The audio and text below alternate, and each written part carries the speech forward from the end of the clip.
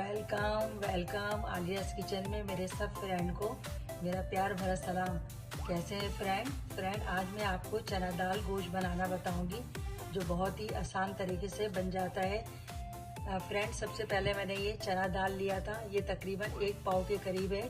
इसको मैंने अच्छी तरीके से धोकर 1 घंटे के लिए भिगो दिया था। अब इसको मैं बॉईल होने के लिए चढ़ा दूंगी। तकरीबन इतना हमें दाल पकाना है कि 90% जो है हमारा दाल गल जाए। फ्रेंड देखिए हमारा दाल जो है इसमें उबाल आ गया है और इसके ऊपर झाग नजर आ रहा है, इसे मैं निकाल लूंगी और कम से कम इसको मैं हल्की आंच में पकने के लिए रख दूंगी। अब जो गोश्त का मसाला है वो मैं आपको निकाल के दिखा देती हूँ। फ्रेंड ये दही है, ये मैं 2 टेबल स्पून निकालूंगी। हल्दी पाउडर है, ये ½ टी स्पून से थोड़ा सा मैंने कम लिया है।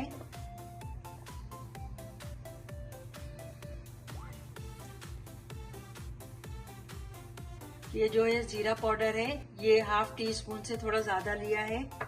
ये पीसी हुई मिर्च है, इसे मैं 1 टीस्पून लूंगी।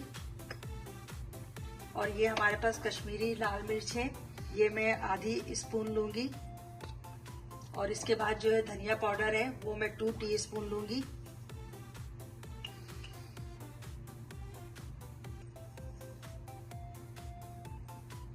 अब जो है फ्रेंड हम गोश्त की तरफ चलते हैं। प्याज को ब्राउन कर लेते हैं।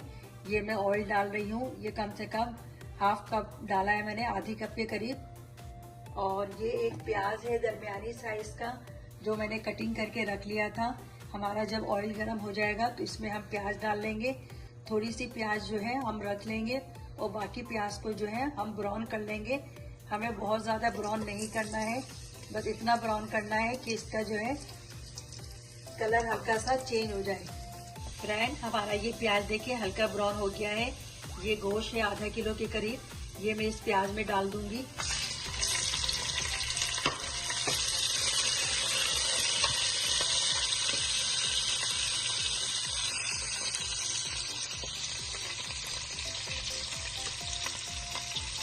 गोश्त में लहसुन अदरक का पेस्ट डालूंगी, ये 2 टेबल स्पून है।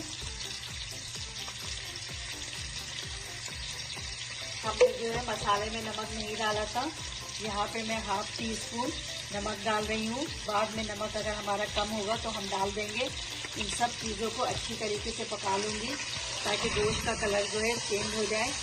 और फ्रेंड जो मैंने बाकी प्याज रखी थी वो प्याज भी इसमें डाल दूँगी।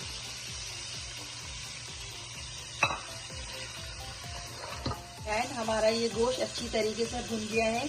अब जो मैंने मसाला बना के रखा था उन सब मसाले को इसमें गोश्त में डाल दूंगी और प्याले में थोड़ा सा पानी डालूंगी ताकि ये हमारा सारा मसाला इसमें आ जाए।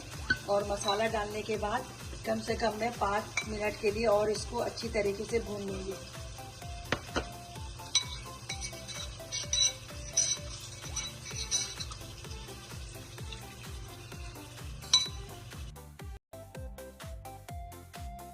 फ्रेंड हमारा ये गोश्त देखिए अच्छी तरीके से भुन गया है।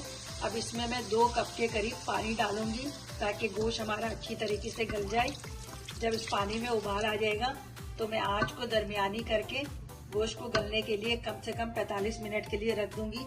अगर आपके गोश्त ज्यादा देर से गल रहा है तो आप टाइम बढ़ा भी सकते हैं। देखिए फ्रेंड हमारा ये जो गोश्त है ये अच्छी तरीके से गल गया है, ये देखें। और जो मैंने दाल बॉयल के लिए रखा था, हमारा दाल भी बहुत अच्छी तरीके से गल गया है, ये देखें। अब जो है मैं दाल को जो है गोश्त में डाल दूंगी।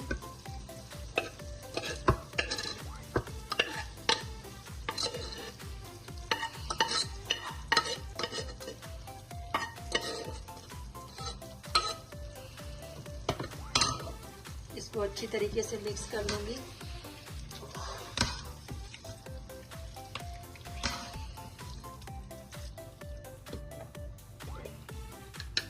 इसमें जो है हमने गरम मसाला नहीं डाला था।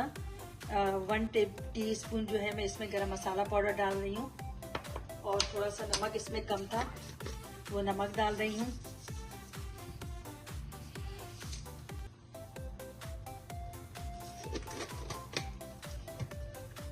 पाँच अदद हरी मिर्च है, वो हरी मिर्च डाल रही हूँ और इसको मैं अच्छी तरीके से 2 से 3 मिनट के लिए पका लूंगी।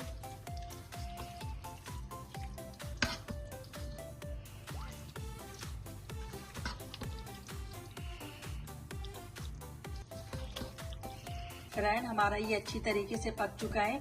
अब इसमें मैं पानी ऐड कर दूंगी। कम से कम जो है मैं 1 गिलास पानी इसमें शामिल कर रही हूँ।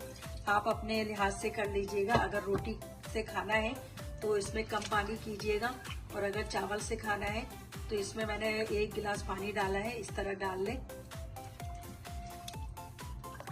अब मैं इसको उबाल आने के लिए रख दूंगी। कम से कम 2 से 3 मिनट के लिए मैं इसको पकाऊंगी।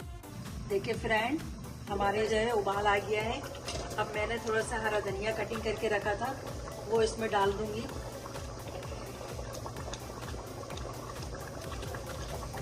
इसके बाद 1 मिनट के लिए पकने दूंगी इसको, फिर मैं आपको सर्व करके दिखाती हूँ।